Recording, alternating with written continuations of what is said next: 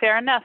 You are being recorded, gentlemen. Excellent. Good evening. I'm calling this special meeting of the Planning and Zoning Commission of the Town of Thompson to order. It is Wednesday, April 14th, 2021 at 7:02 p.m. We are meeting via Zoom. I will begin with a roll call of those present. Mr. Hill. Alvin Hill, present. Mr. Santos. Ryan Santos, present. Mr. Lenke. JBL, present. And Joseph Brody Brown is present. Okay, so we are going to continue the subdivision regulation review. We are beginning at Article 4. Yeah, I got the video off. Yeah, that's what I'm looking for now. Did I just skip it? There we go. There is the top. Is that legible enough for you, Joe? I can take away the markup, but it does have all the marginal notes with what people have contributed. Yeah, no, that's excuse me, that's fine. I am proud of my better than perfect vision, so I'll jump right in. Mr. School Teacher. Fantastic. Just tell me when you need me to scroll. Absolutely. Okay. So Article 4, and as you know, it's been mentioned, this is sort of the meat of everything, the real bulk of what we'll be looking at, I think. So, you know, we'll take our time with it, but be thoughtful. So Section 1 is application requirements. A completed, excuse me, A, completed permit applications should be submitted 10 days prior to the meeting of the Planning and Zoning Commission, generally held on the fourth Monday of the month at 7:30 p.m. When a public hearing is scheduled, the public hearing will commence at 7 p.m. Please check with the CEO to be sure that there has not been a change in the meeting date for the month in which you submit your application. The comment here is right that the start time isn't accurate. Right, and so we'll just change that, right? That is a comment, Joe. The very first comment is that Section 1 application requirements is entirely redundant to another section in in the book. Yeah. Can you just a minute? So that's in Article 3. That is the comment mentions. Yeah, I mean that's what all of Article 3 is, which, you know, it's kind of interesting that nobody's ever noticed it before. The entire section, Article 3, is application procedures and commission consideration, and that goes on for, let's see, starts on page 17. All the way to page, wherever we just left off. Yeah, because it's preliminary plans, formal application, required documents. 22 or 22 or part of 23. So you're talking about 5 pages, and then here you have Section 1 application requirements, which is like right a page and a half. Or if it's not, well, let me say, it's either redundant or it's contradictory. Right, yeah. So what do we have to do if we to what you feel what we should do is to make it so it isn't redundant or contradictory? Try to eliminate one or the other, or combine them together to get the best verbiage.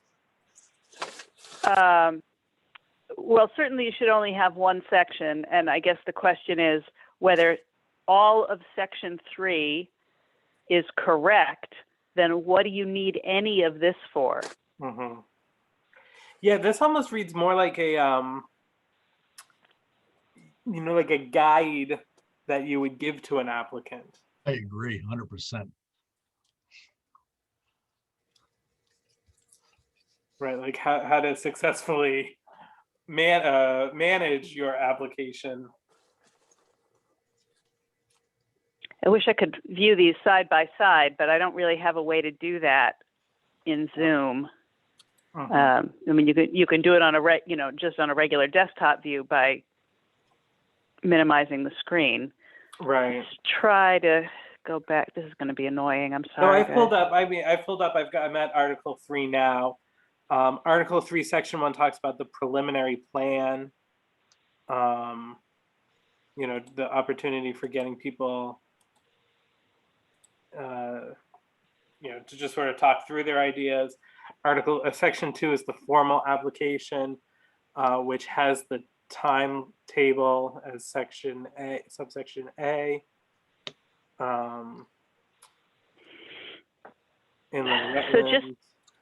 So just skimming the section headings,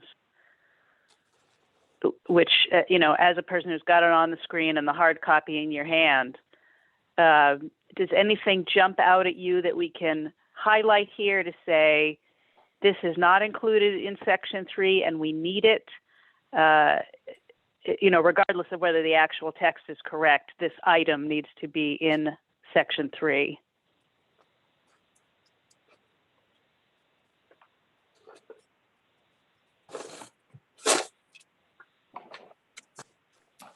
Are you speaking specifically about Section 1, the requirements? Sort of. Let's see, let me look at these marginal notes here. Is this entire section redundant to Article 3? It seems so. It should be deleted.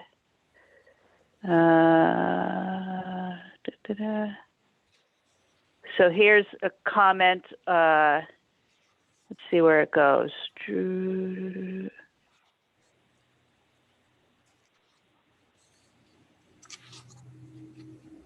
This is different than Article 3, Section 2A, timetable. Is it 10 days ahead or 5? The correct timetable needs to be included in the prior section, even if this is struck. So those are all comments just on 1, 2, 3, 4, 5 comments just on this right here. Yeah. Start time inaccurate. Language doesn't point to the website.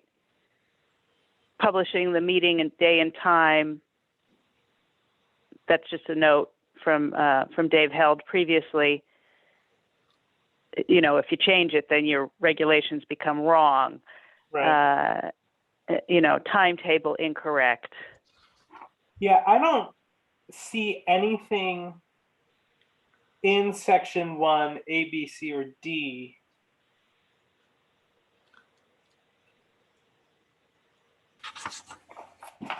that isn't that doesn't get addressed.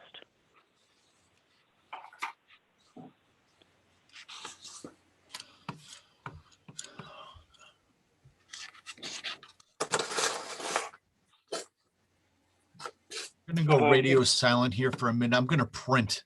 So I have this other piece of paper that Joe's looking at too. I'm gonna print that. So give me a minute. Okay. I'm looking at maybe the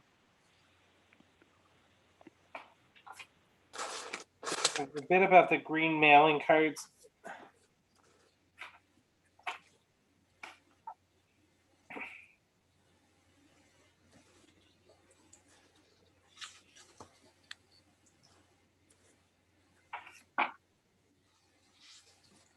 This actually just seems like a strange piece of information to include, regardless of the fact that things need to be mailed. But right, and that's why I was saying, like, it seems almost like a how-to,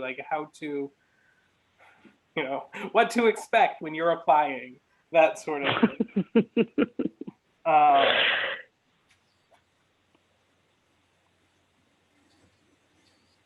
thing.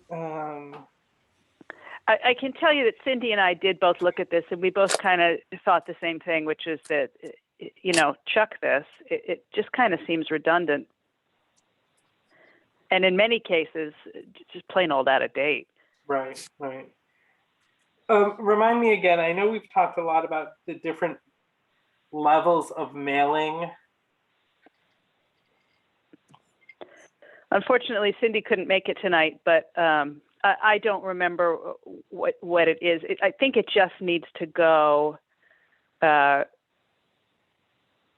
mailed with receipt.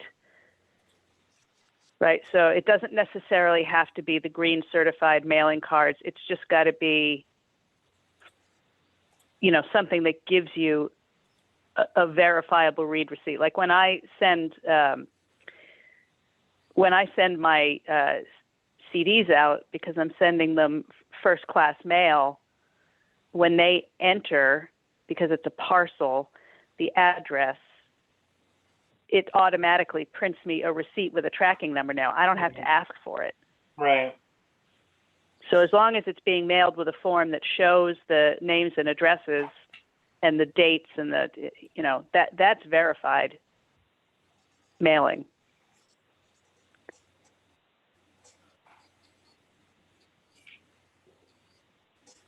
If somebody wants to look at the same requirements in the zoning regulations, they would be the same as in the zoning regulations. Yeah. And so that was just my point, that that seems like it, not only is it needless, but also perhaps no longer accurate with what we're requesting. Yeah.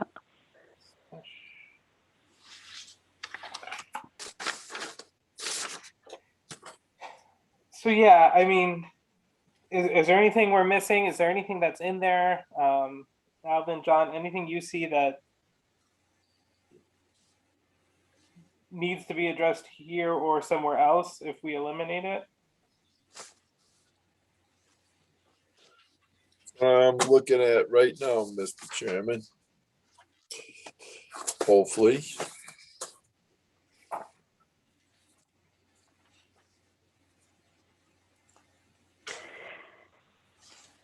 I have to say, when I first read these and made my first set of notes through, I was thinking it just didn't seem like it was going to be as much work as, well, it's still not going to be as much work as the zoning regulations, but that the document itself wasn't really that bad. The more I read it, the more of this kind of thing I find. Mm-hmm. Redundancies, stuff in strange order, kind of like the old book. Right. And that's what we thought we were trying to get away from. Yeah. Never said it was going to be perfect.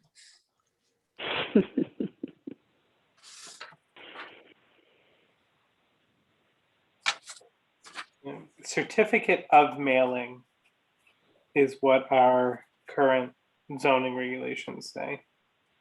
All right, and let me go scroll back up to Article 3, because I'll bet you we already carried that in there.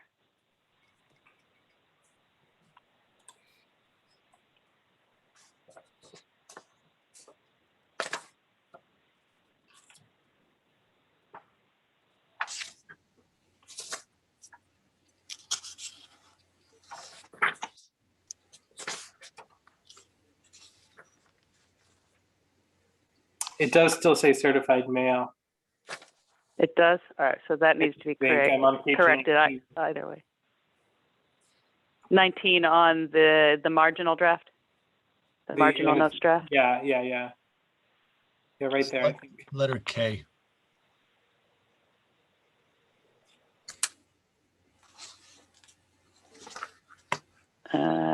Read to me exactly how it's phrased, Joe. In the In the zoning regulations. Of course, I just put that page away. Because we'll just copy that. We'll have that be the exact same words. Oh, here it is. Such notice, with the submission of any such application to the commission, the applicant shall provide a copy of the notice from the applicant to the surrounding property owners. Such notice shall be One more time, slower from the top. So actually, let me take it from the actual top. It says, and it's on page 23 if you want to write yourself a note of the zoning regs. Okay. All applicants or their agents requiring a public hearing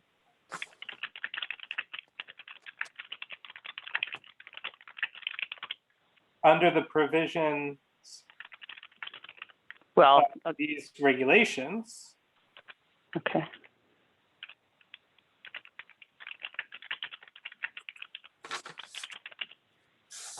shall be responsible for notifying owners of property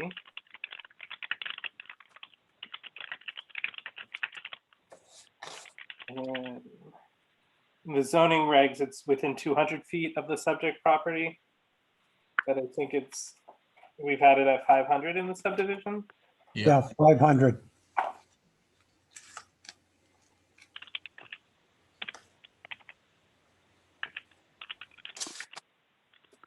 Uh, 500 feet of the So- proposed subdivision. Well, shouldn't it be 200 feet? Because that's what it is in our new Well, so- new zoning regulations. Yeah, I mean, is there Is there a reason why it would be different? right? Is a subdivision a greater disturbance, for lack of a better word, and so it should be extended to 500, should be kept at 500? Well, I don't think it'd be a conflict. I mean, the subdivision should be 500.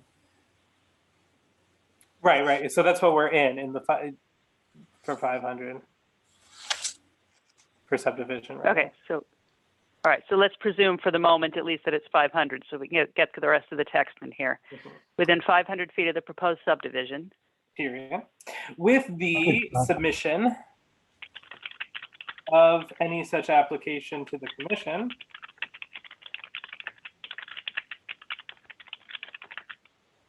the applicant shall provide a copy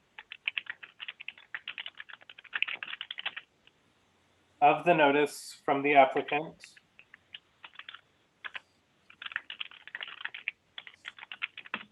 to the surrounding property owners.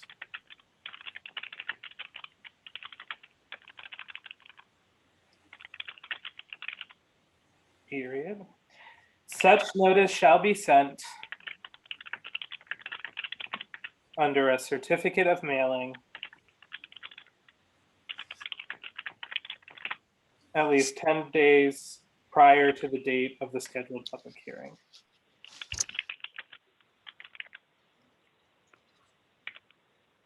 at least 10 days prior to the date of the scheduled public hearing. Correct. Okay, now there's no conflict. I love that. Thank God. I saw a typo up here that I had, so there we go. Okay, look at that. We fixed something already.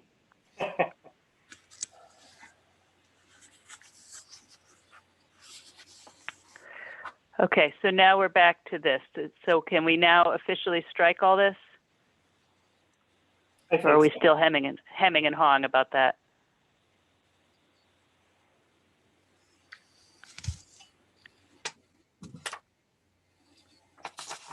I think so. And like I said, if this is helpful to subdivision applicants as like a separate sheet, maybe hold on to, but even then it's not. Yeah, I mean, I think it can go.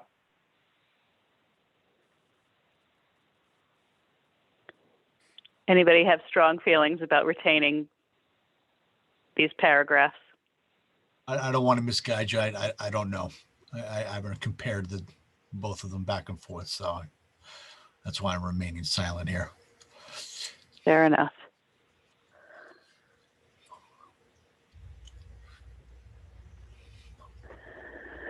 So, look at all these notes. I think there's a lot of notes. It's a lot of notes. I'm going to go ahead and do this. There's that many notes. I'm going to have to say that there's quite a few problems. Problems. Well, it's because it's in markup mode, so it shows even like when you correct a typo or.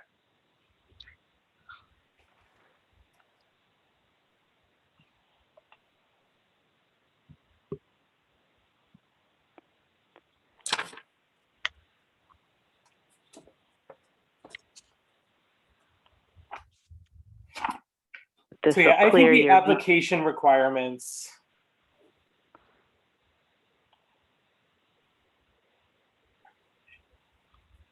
Several days after. That is a wishy-washy time frame. Several think? days? Several days. Just some time. Sometime in the future. At our leisure. When you get around to it, it's okay.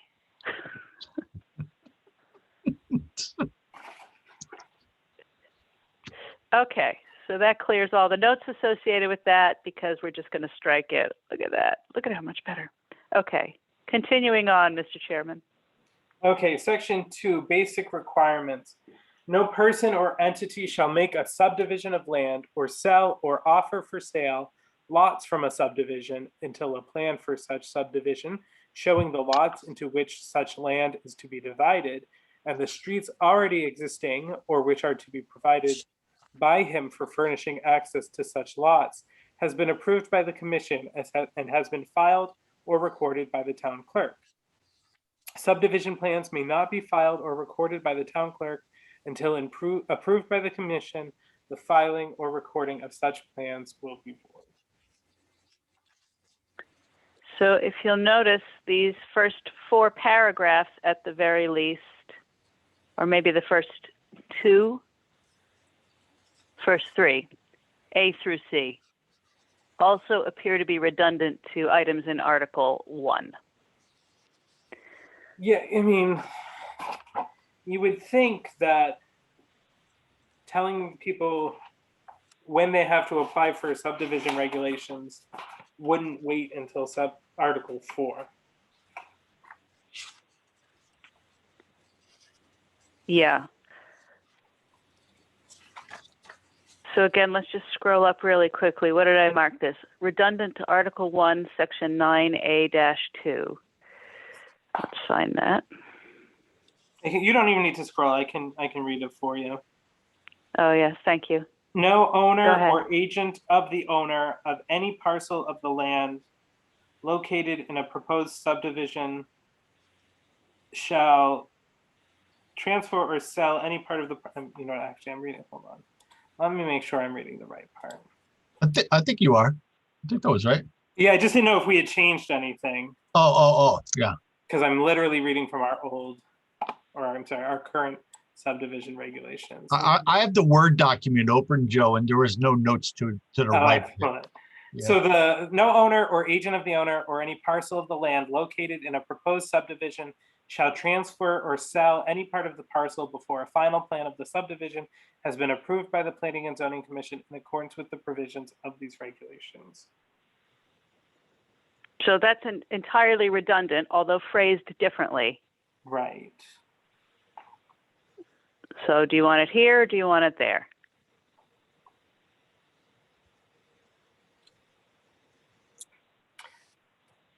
Go ahead, John. Where would it best be suited would probably be more appropriate. Go ahead, Brian. Was that you, Brian? Yeah, I agree with Joe's initial statement. It should be at the beginning. I feel like Section 9 is appropriate. The title of it is Enforcement, Violations, and Penalties. So I view this as an enforcement, right? And you shall not transfer or sell any part of a parcel of land before a final plan is blah, blah, blah. I mean, I feel like it's totally appropriate in section number 1, and this reads much cleaner for sure. Yeah, see, there are some additional details and items from in this section that aren't in that Article 1 bit. No doubt. Yeah, let me zoom in on that again. Excuse me, I'm step away for just 1 second.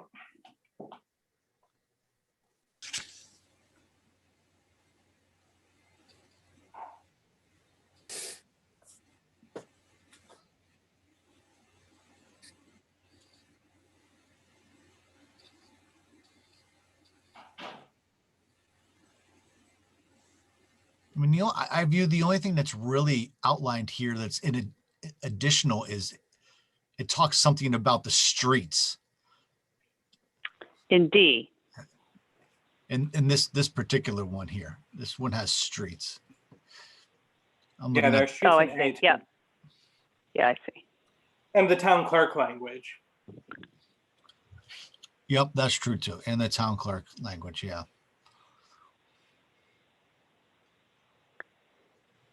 So is the note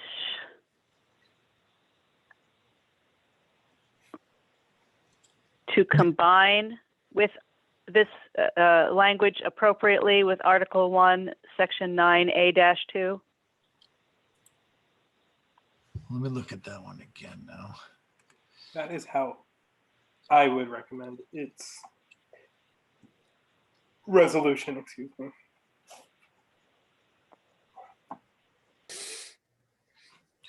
Well, I mean, just to kind of cross-reference on the streets.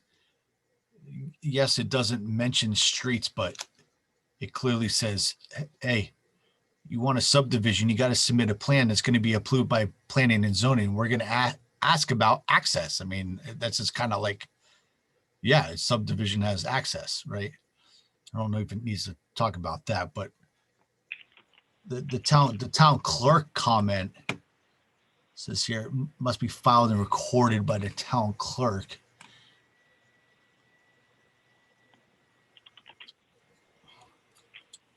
So, to ensure all visions are there, let me continue reading a little bit and, well, I guess let's start Okay. with section A.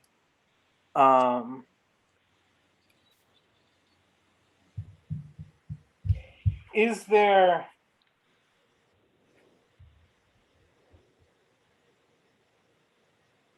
yeah, I guess that's not true. Okay, so to continue to be, every subdivider shall be required to follow these regulations and shall be familiar with them and with other proposed and existing developments in the vicinity of his proposed subdivision prior to the preparation of his plan.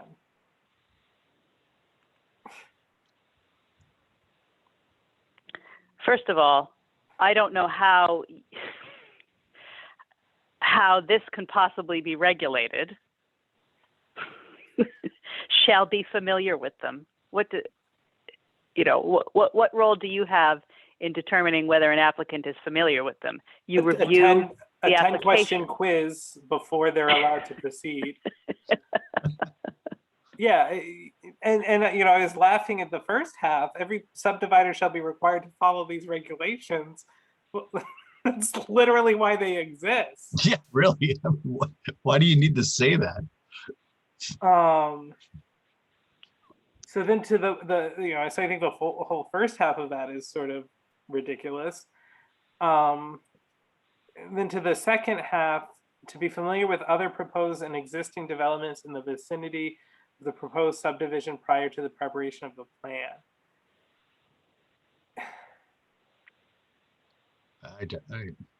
Well, presumably that's demonstrated by a competent plan that shows the abutting property, right?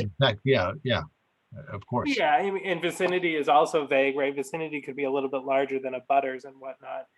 But is that on the developer? Is that on the subdivider? Or is that on this commission?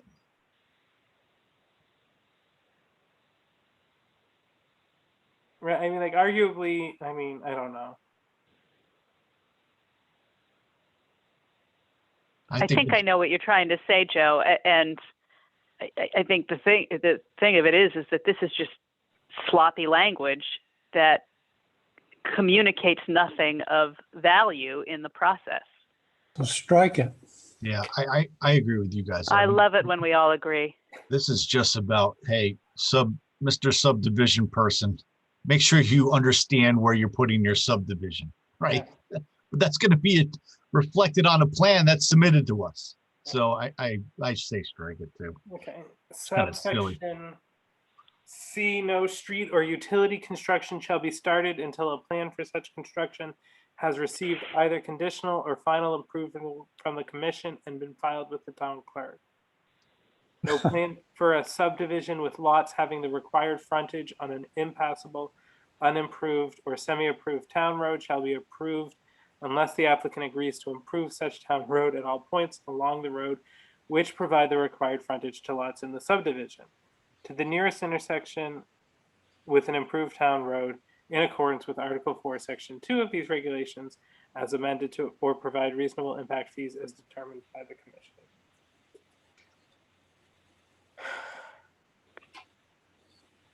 So letter C, I see the note here. I also found to be redundant 2 items, although sadly I didn't indicate which items in Article 1. Yeah, I would agree. I would strike C. I mean, that's part of the plan. I mean, clearly no one is bringing in the utility line if you haven't submitted a plan. So, okay, so here's what I would like is, I mean,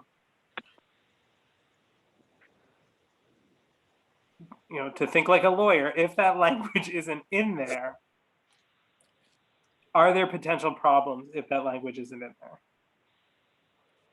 I just think about the natural progression of a construction project, right?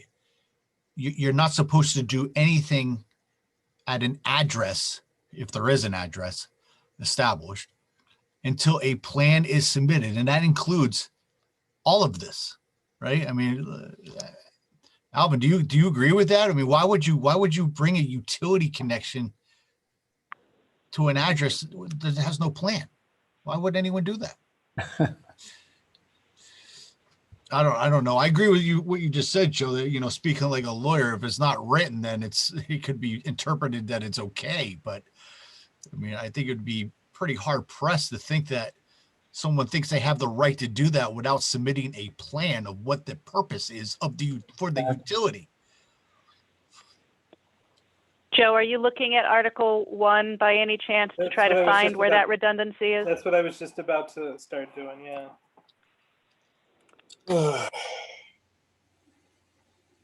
Obviously, it's been a little while since I made these notes and did this. I tend to do them right after the previous meeting. You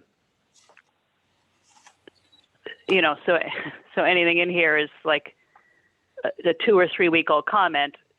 Next time I do this, I'll remember that I won't necessarily know which article I'm referring to or which item in Article 1. But if I was looking at them side by side and I noted it, I feel pretty confident that it's already in there somewhere. Yeah, why don't you just say, so number 4 in section 9 in Article 1 says, no building permit shall be issued for the construction of any building or structure. You could say any building, structure, or utility located on the plot or plan subdivided or sold in violation. Just use That's the a word good one. utility. You see that, Joe? Yeah, I do.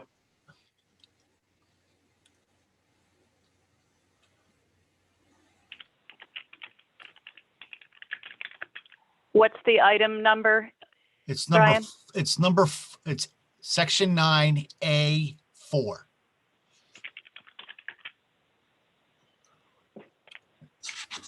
In Article 1, Tira.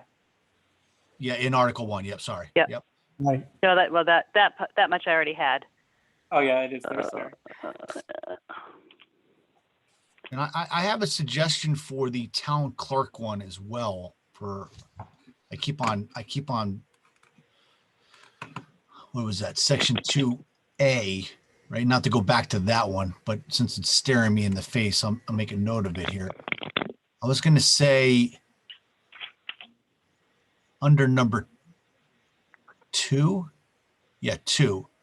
No owner or agent of an owner or any parcel of land located in the proposed subdivision shall transfer or sell any part of a parcel before a final plan of some has been submitted to the town clerk and approved by the Planning and Zoning Commission in accordance with these provisions and regulations. Because Okay, that's the natural progression, right? all right, let Submitted me to go the back town and clerk. add that. No, I don't think the clerk gets it till we've approved it. Oh, Oh, okay, so- so then I got it backwards.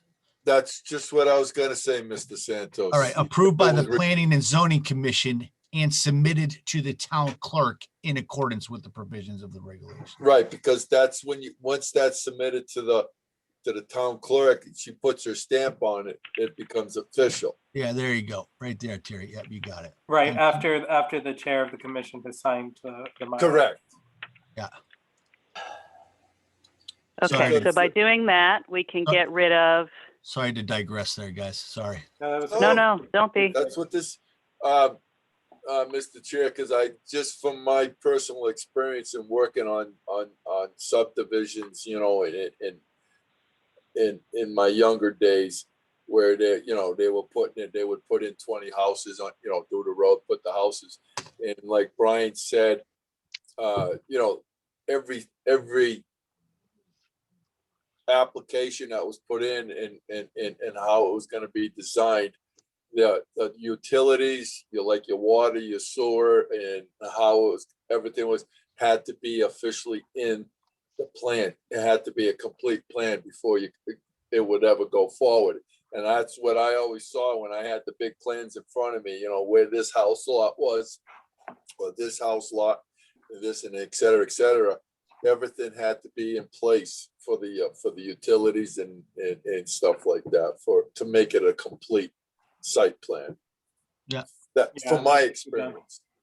Yeah, so I think this is more support that I think it belongs in number 4, which I think we covered there. Okay, So then Okay. subsection D is the road bit, the road frontage. And these comments, review this with DPW. Is this really what we want? It seems to cause a lot of conflict with property owners. And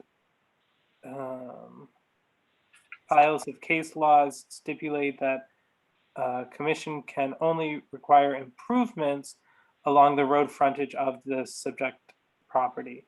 Offsite improvements cannot be a requirement for approving a subdivision and applying a particular zoning designation to a property. The commission has made an implied determination that any property within that zone can be developed consistent with the dimensional requirements of that zone, and that existing roads are sufficient for said development. Where are you reading that from, Joe? That's like the comments to subsection D that Tara's got on the screen. Yeah. it's teeny tiny, Alvin. Although I can make it bigger.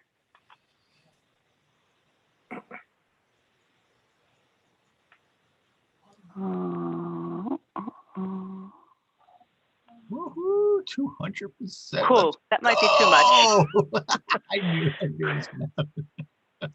That just, They don't well, it have one. doesn't seem to give me.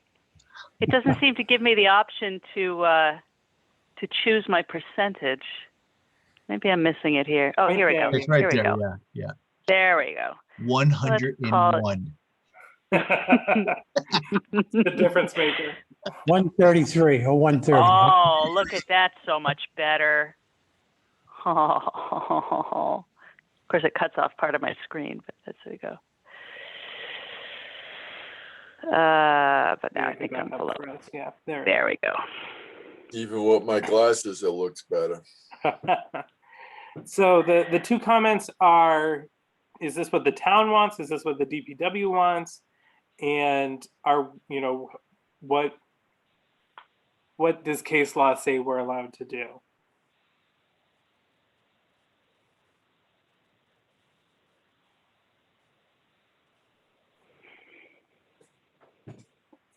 Well, let's look at Dave Held's comment a little more closely. Piles of case law stipulate that a commission can only require improvements along the road frontage of the subject property. That's one statement. What is being said here? No plan for a subdivision with lots having the required frontage on an impassable, unimproved, or semi-approved town road. I don't even know what this is. This is going away. I don't care if you guys want it. We don't have that, right? That's the first I've ever heard of a semi-approved road. What does that even mean? Yeah. Okay. All right. All right. No plan for a subdivision with lots having the required frontage on an impassable, unimproved, or unimproved town road.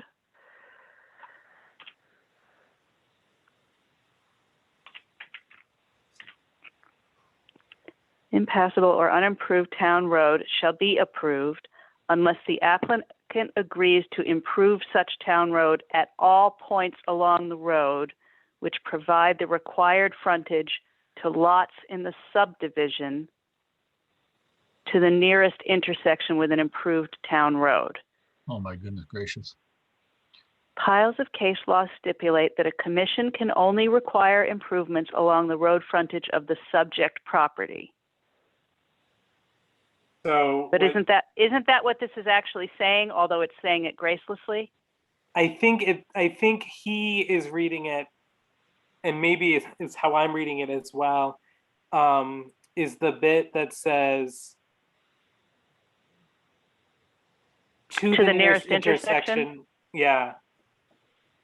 I think he's suggesting that we don't have that authority according to case law. That makes sense. That's the only thing that really makes sense in context to me. Does anybody else feel differently there? I agree. I'm just, the word improve is sticking with me too.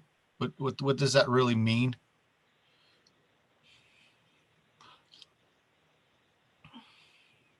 All right, so let me strike this. Yep. And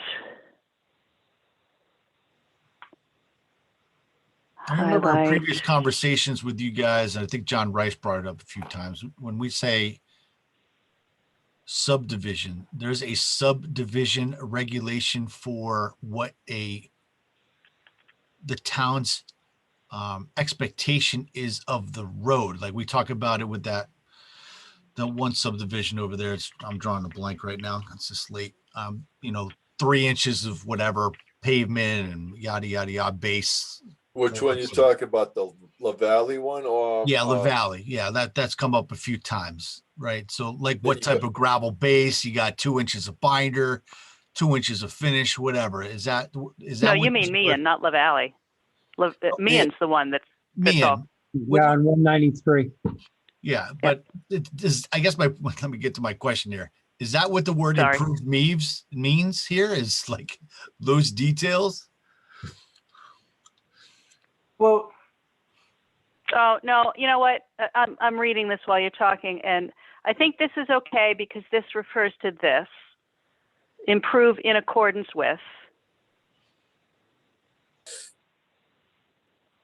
yeah, it does, Tira. And so like I'm trying to find in Article 4, Section 2 of these regulations. Oh, okay. So where is that? 4 Section 2. All right, let me get that open. I even It see talks about driveway. Well, that's where we're headed. 4 Section 2. It's what we're in right now. It is what we're in right now. And I'm not sure. Okay, so it's not just Article 4, Section 2. If we're keeping this format, it would be Article 4, Section 2, letters E through, what is this? Oh, this is streets, though. Yeah, so Okay. E.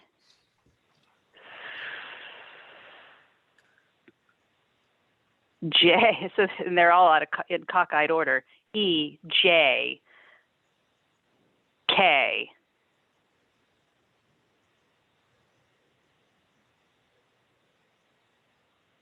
L. Okay, so it's a driveway ordinance. Where's L?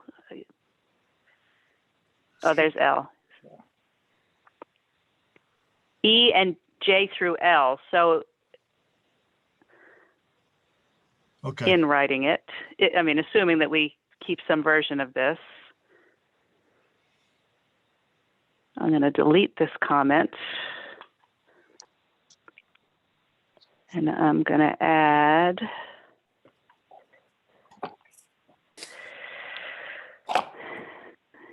E.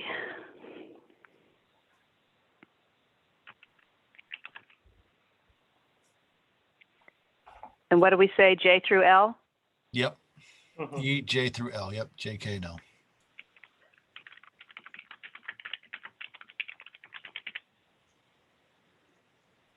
Okay. So that does make the assumption that this is the standard to be used. So let's read it again now. No plan for a subdivision with lots having the required frontage on an impassable or unimproved town road shall be approved unless the applicant agrees to improve such town road at all points along the road which provide the required frontage to lots in the subdivision, in accordance with Article 4, Section 2, E and J through L of these regulations as amended, or provide reasonable impact fees as determined by the commission. Does that sound accurate and like what you want? Have we defined impact fees anywhere? Not yet. The only impact fees I know of are fees in lieu. Give me a second. Let me scroll up to the table of contents here and see if that's addressed.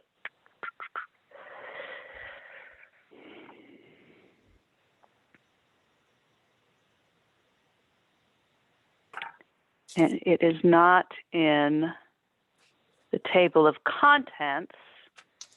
Anybody who's got the prior draft on paper in front of them, just quickly skim it and see if there's anything about impact fees in there.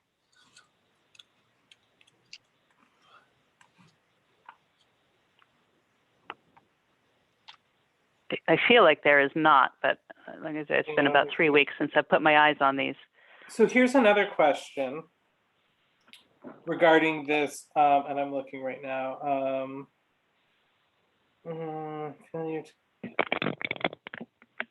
No, I just see the bonding section.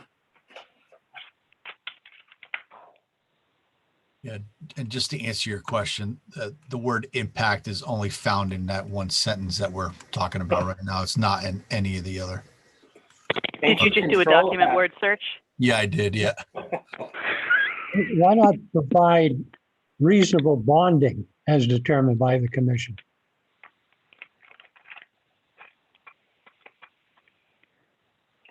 Yeah, I think that's right, Alvin. I think we talked more about. Yeah, I would agree with that. That's perfect.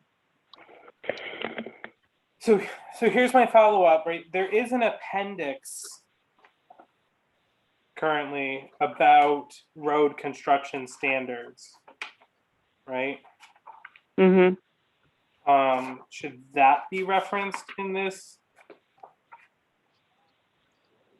as well? And without reading the whole thing, I think it sounds like it should be, for sure. Hold on. It's currently Appendix A, road design and construction. I guess I would just beg to ask the questions like, okay, does that interfere with the highway department's regulation or whatever, outline that they provide? I think that this book is what they refer to. Well, it is currently what they refer to for subdivision street standards. I guess my question is different. If it's an entire section on road design and construction standards, shouldn't that be not an appendix, but its own section within the standards for subdivision? Yeah, I mean, I think you're right. I mean, and it's 10 pages. Yeah, I was just gonna say that this is pretty lengthy. Okay, so this is a note to myself. Try to combine into a discrete section on road and street standards.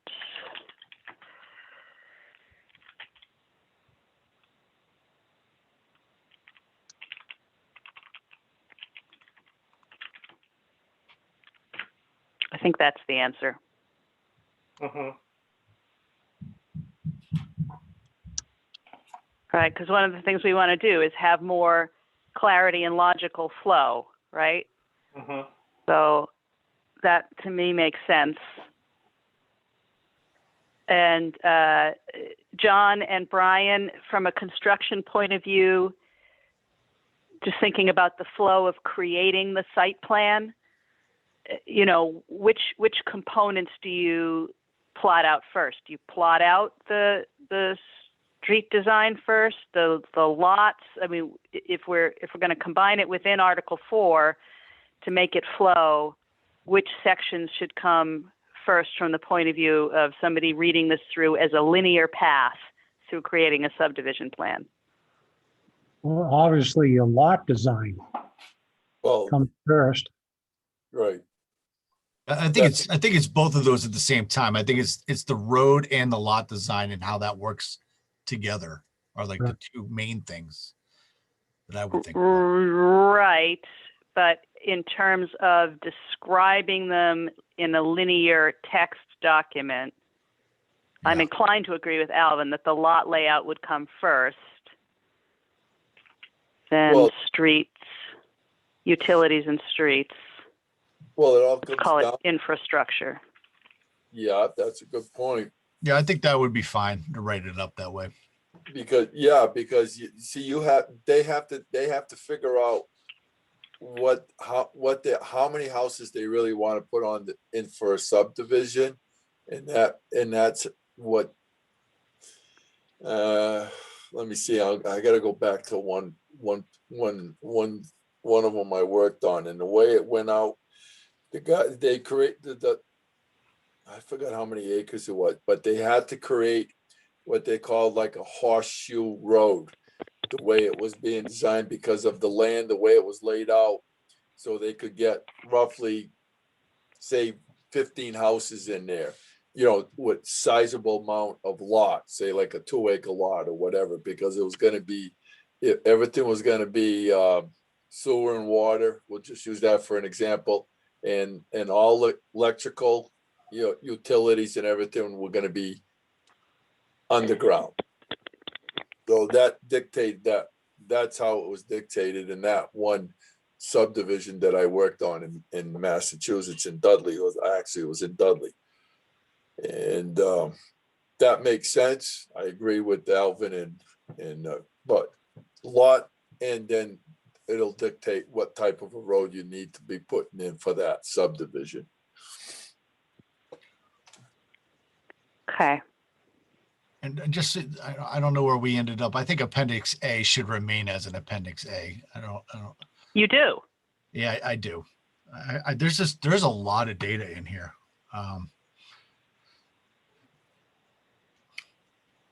Well, so again, let's think of it as an applicant. Do you want that as you are putting your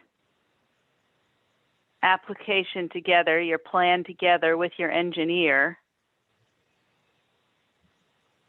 Does it make more sense for it to be separated out in an appendix at the back of the document, or just within the flow of this is what your standards are? I think it just reads better if it's its own appendix, because it gives great detail on what,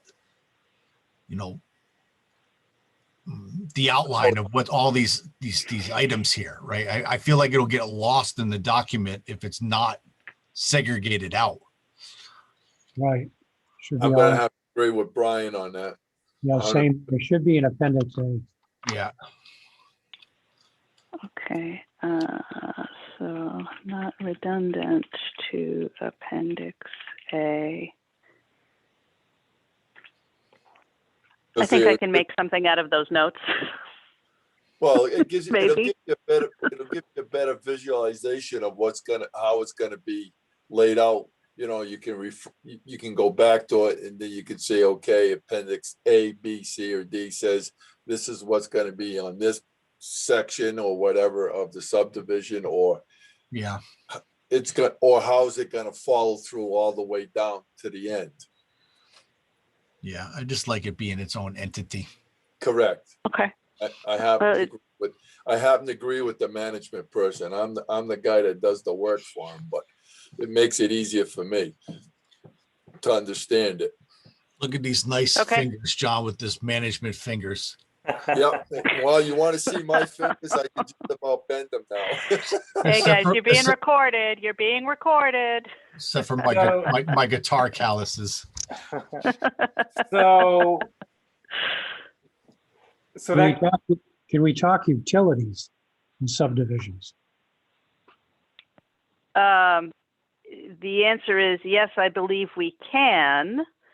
Should all be underground, period.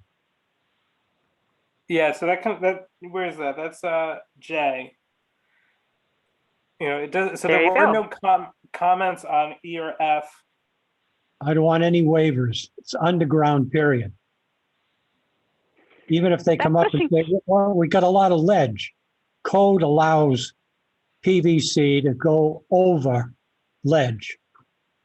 There's no reason that utilities should need a waiver. No, underground, period. I like that, Alvin. On principle, I like it. I don't know how realistic it is, but I like it. Well, even if the utilities are across the street, the contractor's got to buy a pole, and then from there, it's all underground. You don't have to cut the town road or the state road. It's yeah, it's all utilities underground footing. So you're eliminating all the poles, any poles running on that in that subdivision. You know, it doesn't look good, but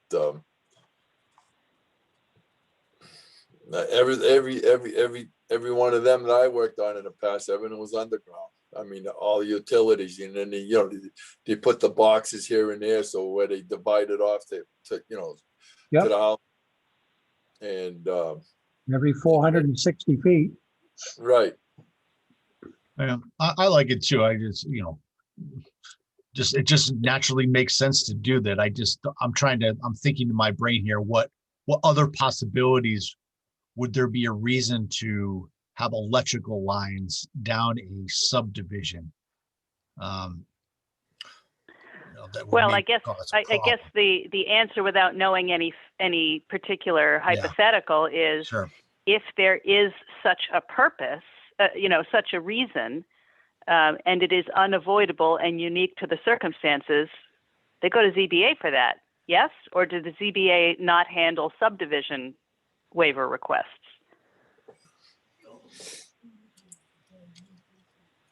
Well, so they would come to us first and be like, hey, it's impossible for us to run the electrical line down the street, and they would provide some sort of plan on that, regardless of what this note says. I'm sure that would just be presented to us, and we would say, no, you need to do it underground, and then it would go to ZBA.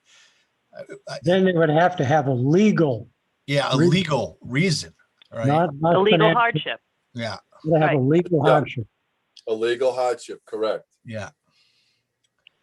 And the But ZBA does hear waiver requests for subdivisions as well, right? Not just regular zoning applications. Yeah. Be unusual. That would be my only question. Yeah, it would be unusual for a contractor to ask for a waiver from ZBA. They would I just can't imagine them accepting it. Yeah. Yeah.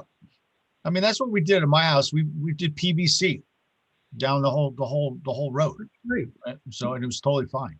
So I'm with Alvin on this. Just strike it. What would Love it.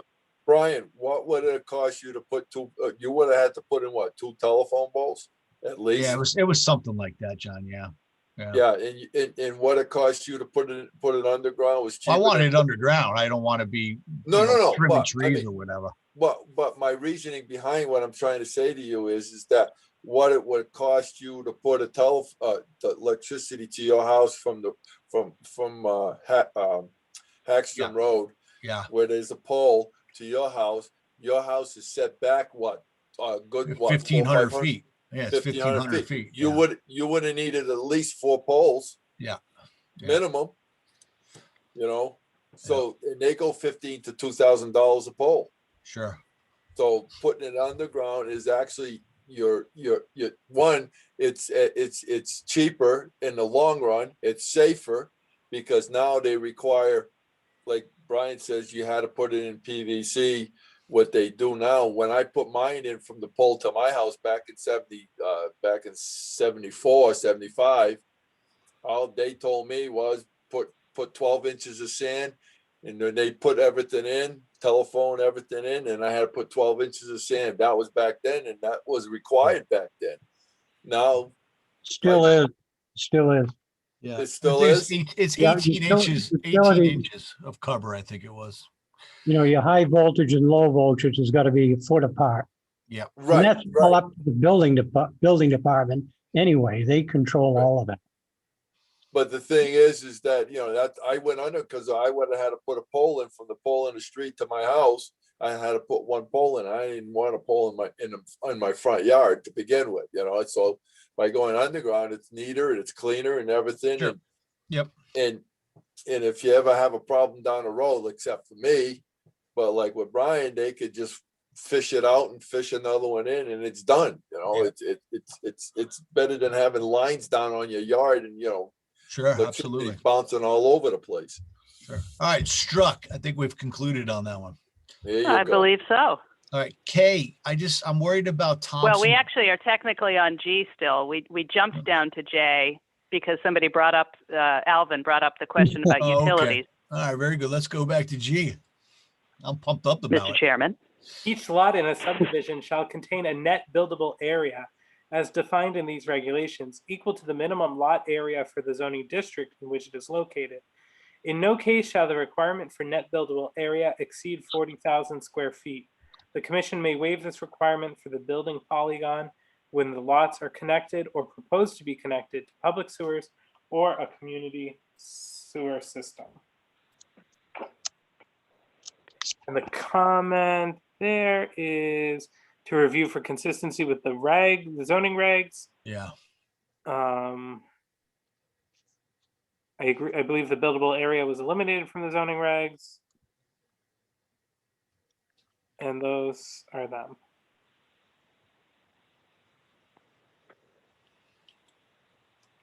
There's something about this that strikes me as being a little off, but I couldn't tell you exactly what it is. Yeah. I'm of the same wavelength. I feel like something is not right there, but we did waive the net buildable area in our new zoning regs. I can't remember. We don't have that language in there anymore. Let me look. Thank you, Alvin.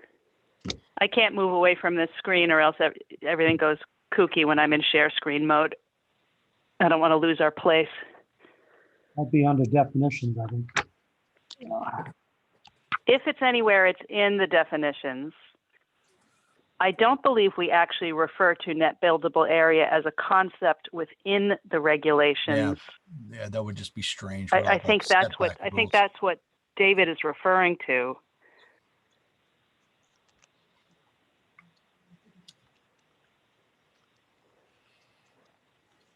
So I guess the question I have is, if it's not in our zoning regs, why would we enforce it on a subdivision?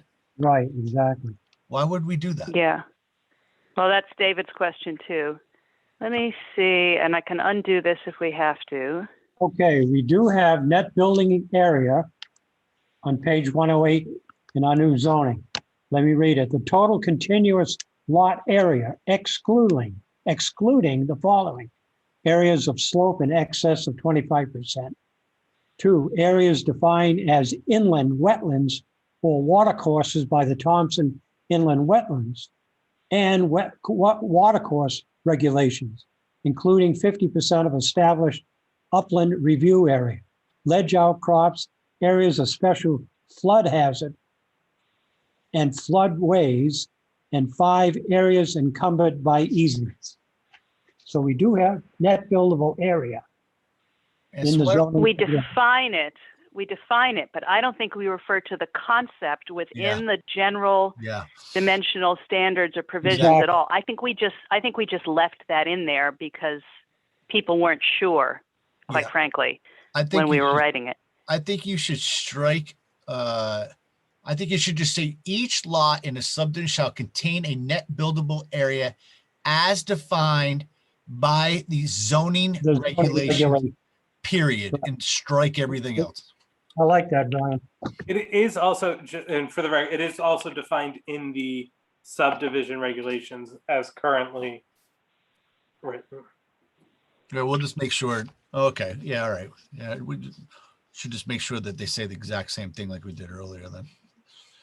Or Yeah. strike it there too. They Wherever asked that us is. to do. So that's how it reads right now. Each lot in a subdivision shall contain a net buildable area as defined in the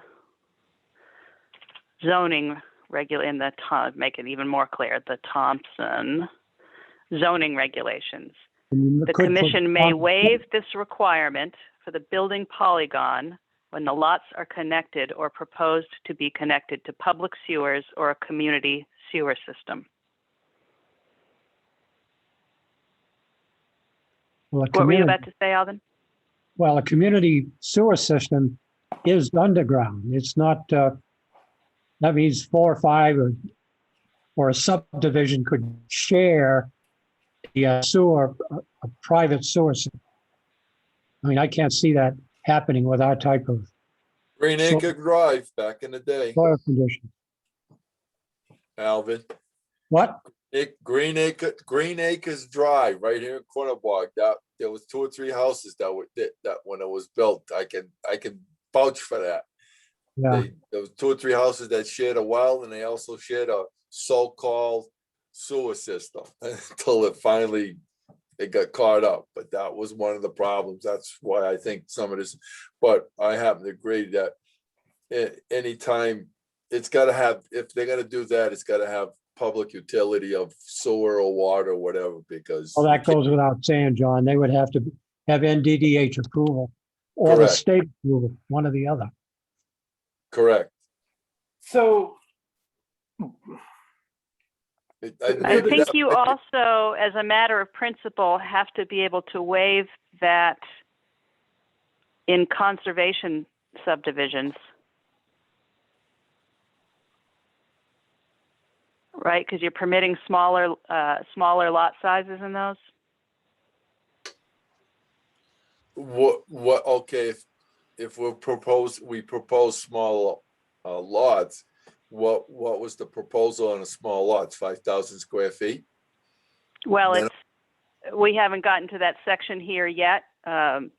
What Carolyn and I discussed, and I think it's in the marginal notes, but it's much later in the section, is you remember early on when I was sort of strongly advocating for, well, why do we have lot size minimums at all? It should be whatever the NDDH will agree will support the well and septic, that would be the standard in a conservation or cluster subdivision, because it allows you to create the density in the development while preserving more of the open parcel, and that's the incentive. It allows a developer to actually get more homes closer together on the same amount of land and leave more of the land as open space in perpetuity.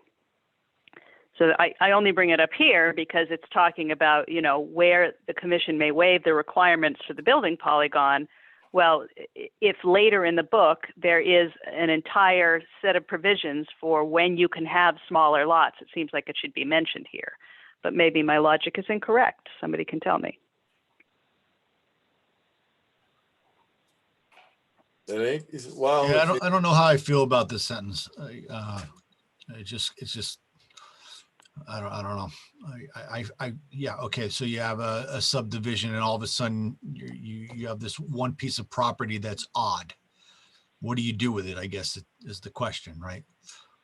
correct.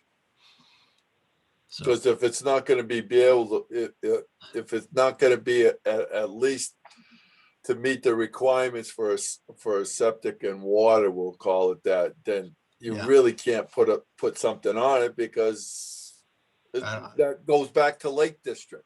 That's where we had the argument a while back when we were going through the regs and everything on like on the lake development. The houses are so close, and if you got 3 lots that are around, we'll just say 3 lots of 5,000 square feet. Now, one person builds that house and it's at the middle lot.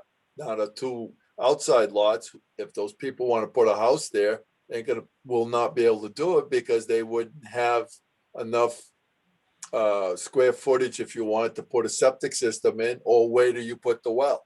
Because it'd be so, it's too close. That's one part where we need to get finalized too, is straightened out, is the Lake District. Because there's a small problem there too. Well, I look at this sentence. If this is a new subdivision, properly plan the pieces of property, right? So you don't have this odd polygon or whatever shape in a very strange corner, right? So just, or make that other property adjacent to it larger, right? So I think we should strike this one, in my opinion. So can I just plan it? Talk through this to make sure I'm understanding this whole thing right, because I'm not sure I am. So I've got property in the rural residential district that I'm looking to subdivide, right? Yep. So I get to this section and it says each lot in a subdivision shall contain a net buildable area as defined in the Thompson zoning regulations. Yep. So I read there's a definition, I go to the RRAD in the zoning regulations, and I see the minimum lot area for development in this district shall satisfy the Northeast District Department of Health standards for septic and potable water and be not less than 40,000 square feet. Yep. And so then what I'm saying is that there might be one property that needs to not fit that. Yeah, that's what I'm saying. I don't like it. I think it should be struck. I think you should properly plan your subdivision in accordance to the health and safety standards. And if you have this odd lot, well, I'm sorry, you got to make the one adjacent to it larger or do something else. You can't just there's not going to be a special way out for this one particular piece of property. No, it should be struck. Yeah. Yep.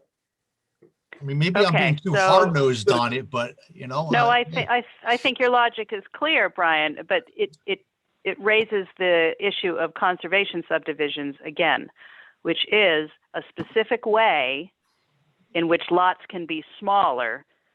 So if there is an exception, I would say it should be that exception. Yeah.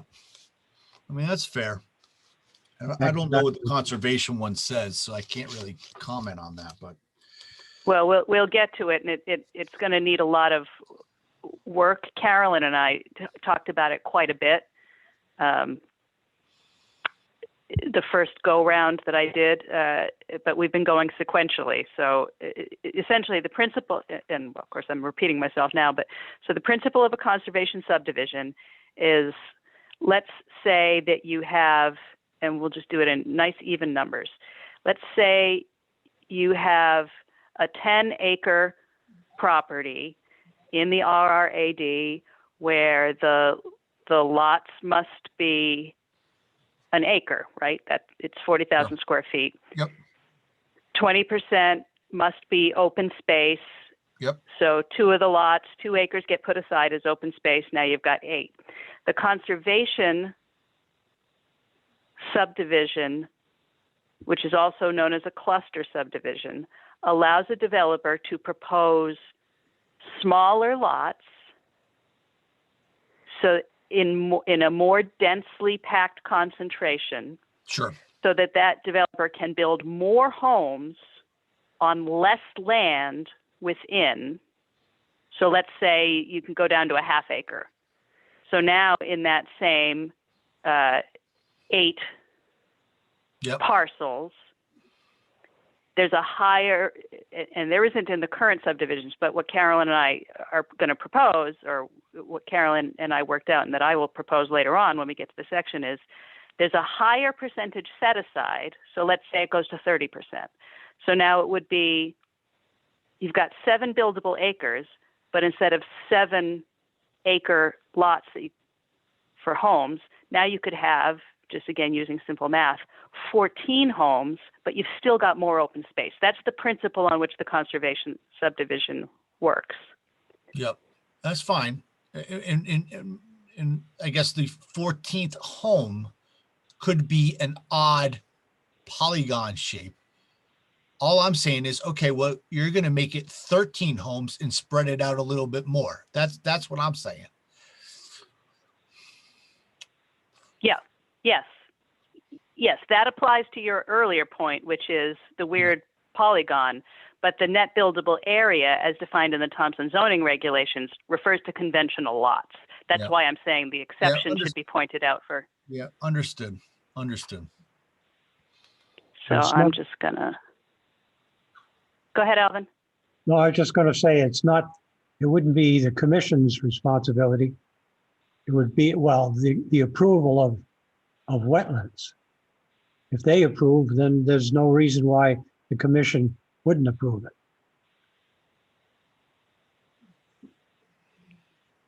Smaller lots, in other words. Right. But it's still a set of provisions within the subdivision regulations, so it does still come before the PZC. Right.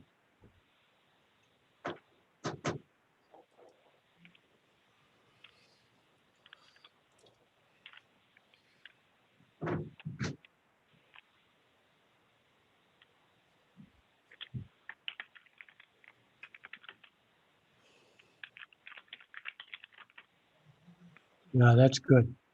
Yep. I'm okay with that. I like that. Okay. Does it I feel make so much sense- better about that. Yeah, Yeah. I think that too. So for the first part of the sentence, does it make sense to say each lot in a subdivision shall, conform with the dimensional requirements for the zone in which it is, or, right, since we don't really talk about net building area? I also prefer that. That's Yeah. a good And point. obviously that's David's comment here as well, that we defined that, but it's not a term that we use within the texts.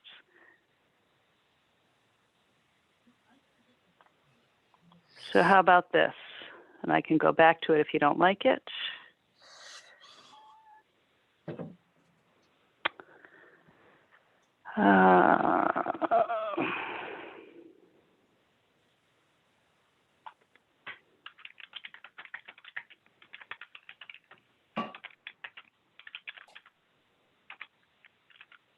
There you go.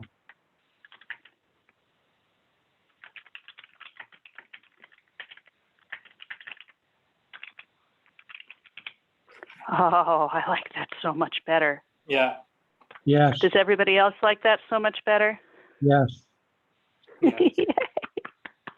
All right. Is the meeting over? It only Is took that it only took us 20 minutes to go over letter G. Item H. Every effort shall be made to ensure the preservation and enhancement of natural features, scenic vistas, large trees, and natural cover and contours of the land and other community assets. I believe, agree with the concept, but is there something enforceable here? David Held says, I would recommend that this be removed. It's vague and as suggested, is not really enforceable. Different people have different ideas about what's scenic. Yeah. Yeah, there's I don't think there's anything enforceable here. I agree. What did we do in the zoning regulations to sort of nod in this direction? Right? Didn't we do something? I think that under items the commission may consider, I think we struck quite a bit of this kind of thing under the same principle from those as well, though. I think we tried to get into things that were more measurable. Yeah, I think we left in there, does it take away from the current scenic? What's the phrase that was used in there? Oh my God. We do have something that's like maintenance of views, historic buildings, monuments, and landscaping shall be encouraged. Yeah. I think we left something in there like that. Yeah. Do we want to carry that over here instead? Read it slowly, Joe. Yeah, you always ask me that after I turn the page. Well, stop turning the pages so quickly. Maintenance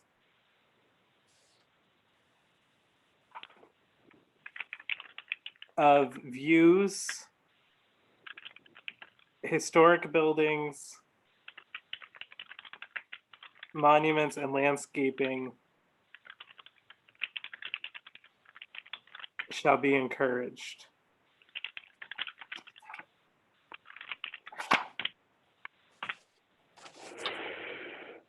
I'm not sure it's much more enforceable, but it is plainer language. Yeah. I mean, a historic building at least is something you can demonstrate to exist. A monument is something you can demonstrate to exist. I think landscaping and maintenance of views, you are getting into, I don't really know how you make sure that stays, but it gets your concept across. Yeah, and of course, right, will there be a historic building or monument in land that's being subdivided? Probably not a historic building, but you might have a monument, especially if you're including things like the lithic structures. You know, a developer might not know that they're there. It's always sort of the issue with that. But, you know, if, to use the Wurges as an example, if the Wurges were to subdivide, I believe they do have quite a few stone cairns on their property. I'm pretty sure they do some private tours there. So, you know, those are known artifacts. So I guess Gotcha. you could Yeah, that point, makes sense. you could point to an example here and there. Mm-hmm. Okay. Why not why not- Go ahead, Alvin. landscaping? We could use as an adjective, landscaping articles, artifacts, instead of just the contour of land. When you say landscaping, you just think the contour.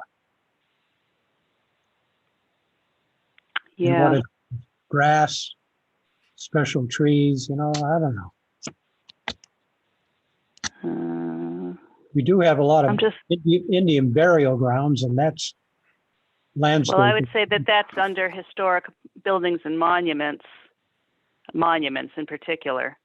Yeah, Yeah, I know what you're saying. It's kind of borderline, but it's a human. It's an artifact of human behavior or activity. It's not natural to the territory, which is more what landscaping is implied here to me. I'm just going to highlight it and think on it, unless somebody. Landscaping artifacts. How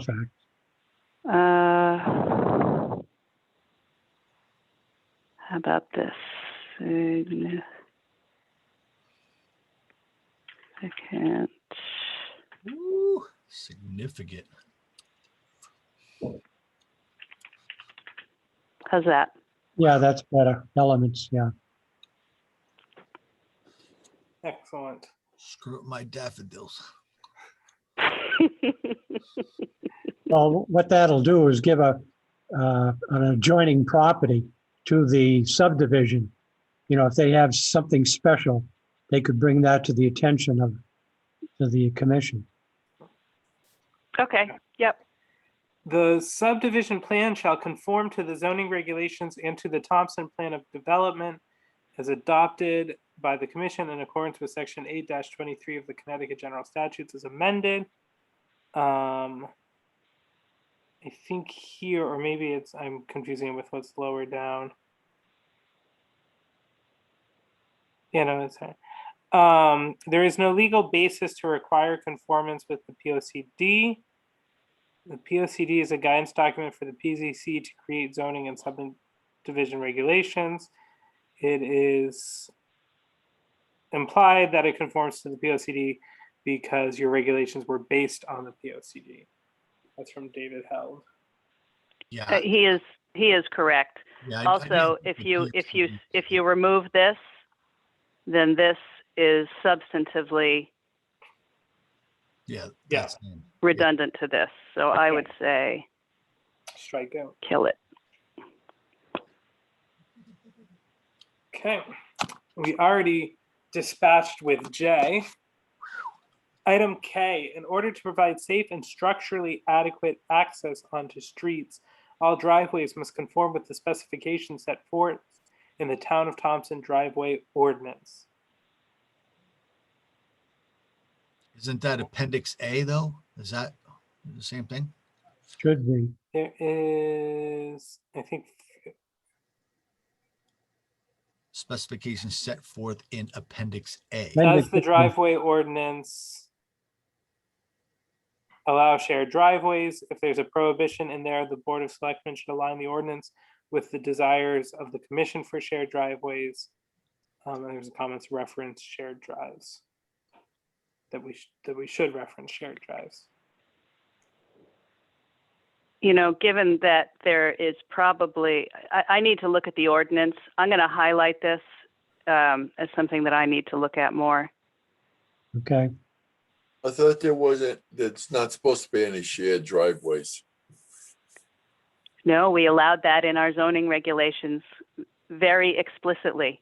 Yeah, with the Okay. flag lots, right? The flag lots had shared driveways. Well, they are permitted in general in all of the new zoning regulations. And I could give you a laundry list of reasons why they should be, Yeah. despite some persons making the claim otherwise. The only real reason not to have them, or at least the only reason not to permit them that has been articulated fully, is that there is a perception that shared driveways can create conflict between the homeowners who share them.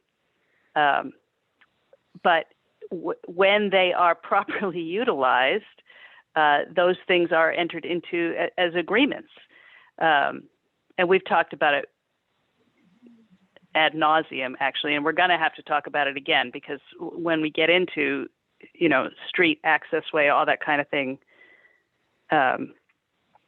design, we need to articulate them very clearly so that that potential for conflict is reduced. But, the reasons for them are, fewer curb cuts, less asphalt, more compact development is enabled. Any condo association has a shared driveway. People are constantly saying, oh, why are there no condos in Thompson? The one condo development we have, which does have a shared driveway, vacancies in that thing are filled instantly. So there are lots of reasons to have them, very few, and I would argue no compelling reasons not to.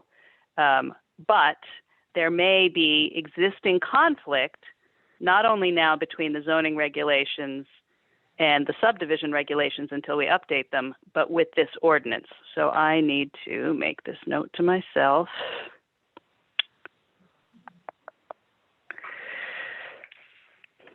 Oops, I don't need all caps. I'm not yelling at myself.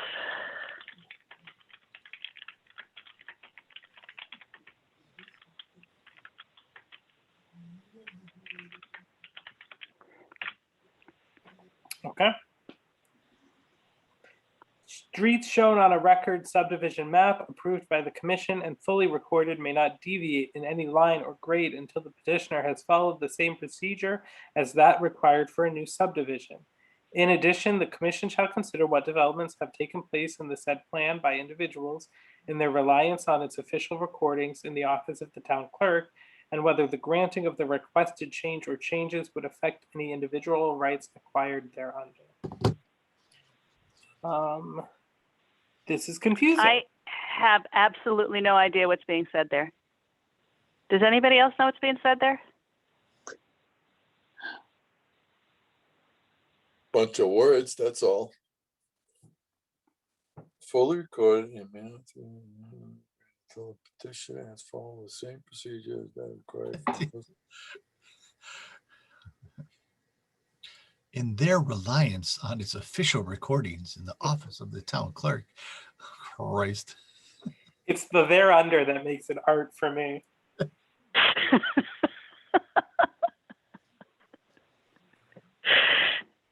Oh my goodness. Here, I'll fix that one, Joe. Oh yeah, acquired there under. There. There under. Yeah, I mean, yes, I don't know what it means either, but I have no idea what this is trying to say.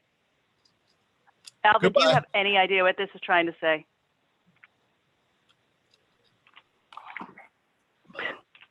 I think it's fair to say if we don't know what it's trying to say, I'm not going to try to make up a reason what it says. So strike it. Bye bye. I'm so close to agreeing with you outright. If there's some kind of important concept that somebody communicated badly, I want to figure it out. But I feel that there is nothing of substance here.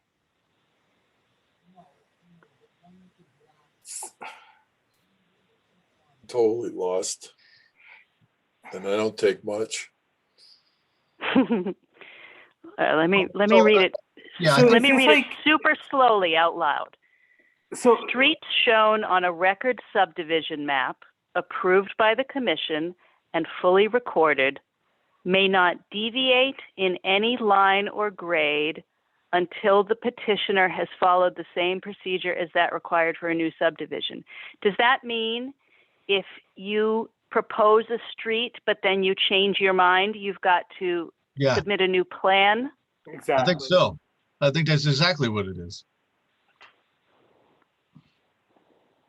Because it's a record subdivision. Now you changed your mind. You can't deviate from that plan. Yeah, because you already got it recorded. We approved it and it got recorded. Yeah. Would I that was be thinking about correct? maybe another person came in or took over the subdivision, but they wanted to change a recorded plan. Well, then that makes sense there too, then, Brian, is that then if somebody else has come in to take it over and wants to change it, then it should be, bring it in for review, find out what the changes are, then it would be almost like, doing it all over again from the beginning. Yeah, you got it, T, right there. I think that's right. Because the word petitioner for me threw me that it was a new person. So I think you're writing it up there. Applicant, there you go. I submitted a revised Plan. plan, but it isn't really for a new subdivision. I think it was like Following the yeah. procedures. yeah. Yeah, if he follows his procedures, he's gonna keep, say, 75% of what was the original, but he's changing 25%. He's not really making a wholesale change, but he's just making something that he feels that would be more beneficial for him to do the subdivision. Well, Would any that change. make to any sense? Any change, John, to an approved subdivision Yeah, you got a requires new plan. new plan, period. Okay.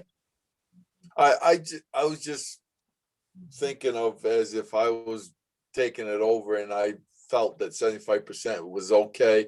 I like it, but there was 25% that if I could make that change to do what I thought would be better,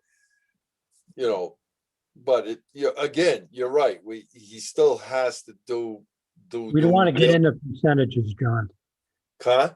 We don't want to get into percentages. No, I'm just. I see what he's saying, though. He's, I understand what you're saying, John. But as far as I'm aware, everybody is correct, regardless of how significant the changes are. You still have to go through the procedure again to modify the plan, right? Right. Yeah. Yeah. Right. All right. Okay. Having was said just all that, I still think this sentence is total garbage. Right, strike it. Goodbye.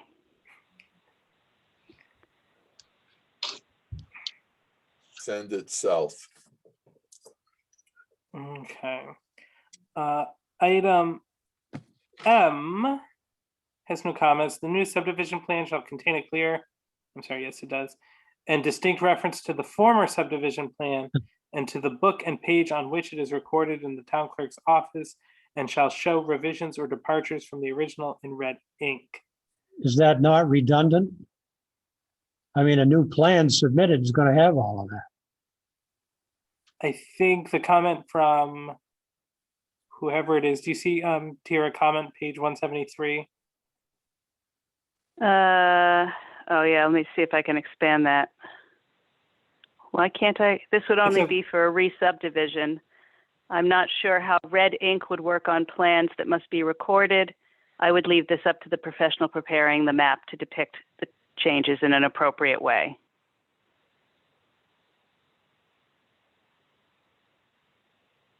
God, my screen is such a mess right now. Yeah. There is a lot going on. That's Clean it up, clean it up. Come on. Okay.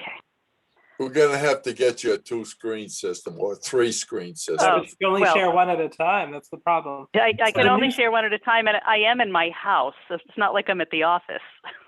The new subdivision plan, is this like, what I don't understand is this referencing section L? Yeah, I feel like it should be a subset of section L. Absolutely. I'm with you, Joe, 100%. Yeah, and now it makes more sense to me. Right, so if they're editing or adapting, yeah. Yes, good. And then, so David's comment is, does it have to be red ink?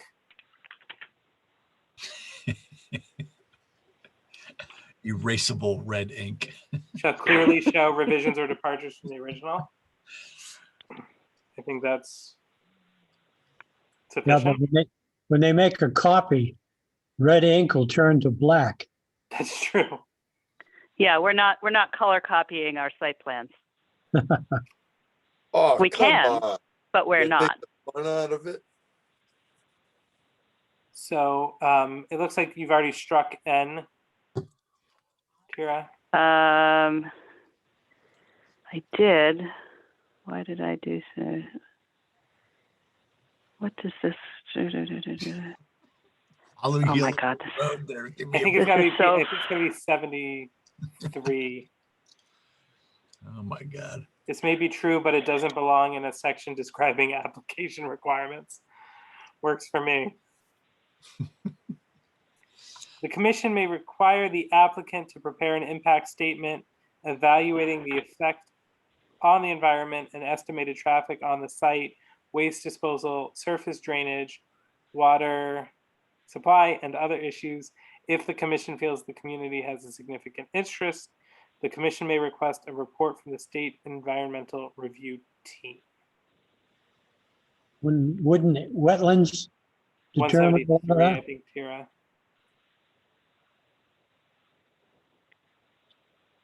You may wish Yeah. to review some of this with legal counsel. I think it goes beyond the statutory authority of a PZC in evaluating a subdivision application.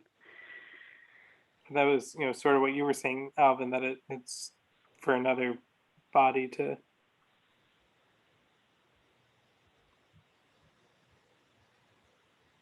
What'd you say, Alvin? Inland wetlands? For some of it. Well, I said it was, this really is the purview of the Wetlands Commission. Disposal, surface drainage and all that, Department of Health. We- Environment and estimated traffic. That's not inland wetlands, though.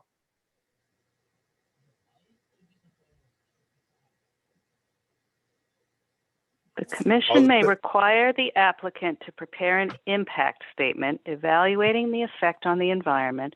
Yeah, let's just call this, Rich, what do we do with this kind of thing? I'm inclined to agree with David here. Mhm. What makes sense? Mm-hmm. Yep. That's fine. P, a narrative may be required by the commission for all subdivisions with over 3 lots, describing the following items in sufficient detail as determined by the commission. General description, vehicular and pedestrian circulation, utilities and stormwater drainage, natural conditions, design factors, impacts, and phasing.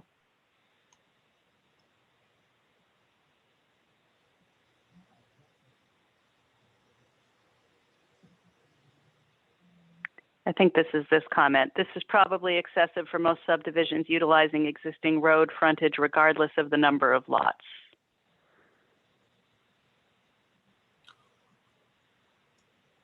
Yep, that's what that is. I mean, I'm not necessarily disagreeing with him, but I wouldn't mind just leaving it in there in case there's like some special circumstance of the subdivision that I'm not really thinking about right now that would require some sort of narrative form. I mean, on my construction jobs, narrative forms are always developed by various engineers to come up with a, verbal rationale, what their thought process was on how they determine the drawing. So I say just leave it in there. Yeah, and that's why it's May, right? Yeah. True.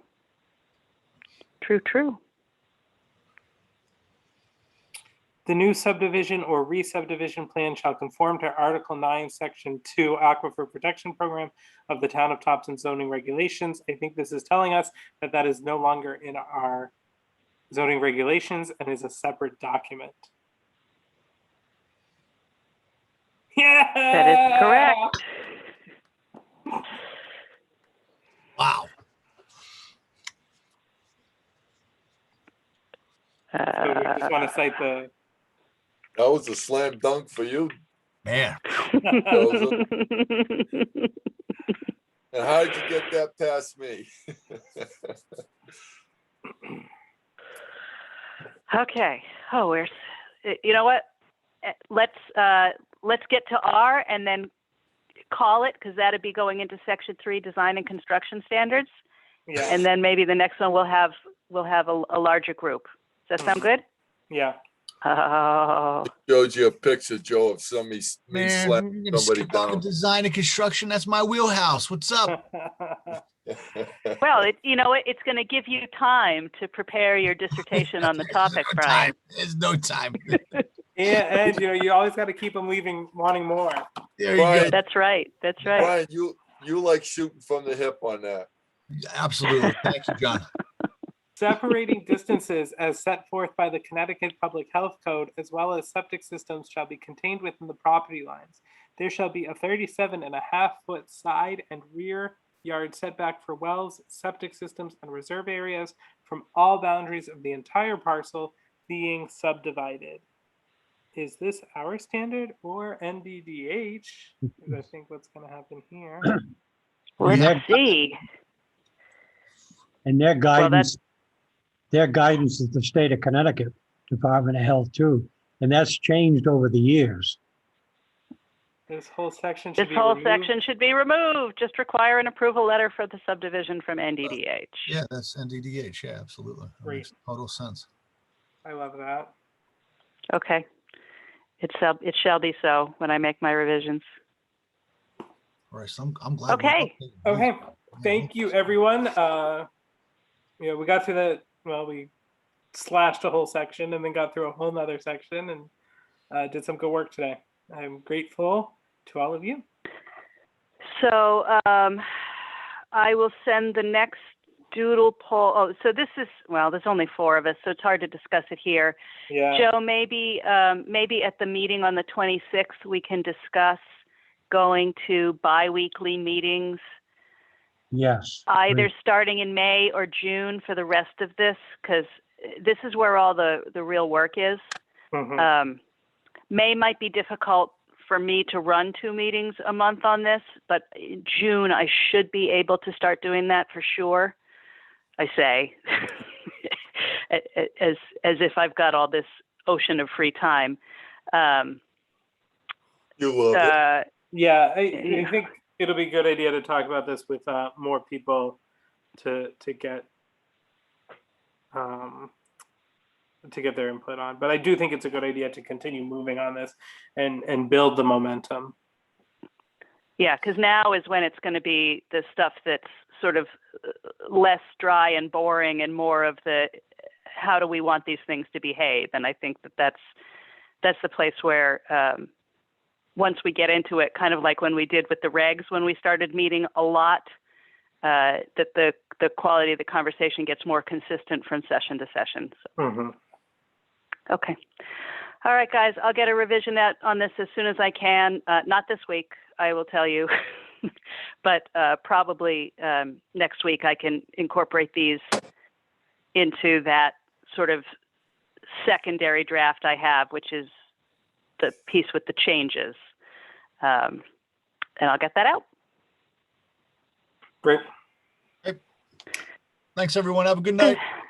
Good night, Good Good everybody. night. Yep, good night. Have a good one.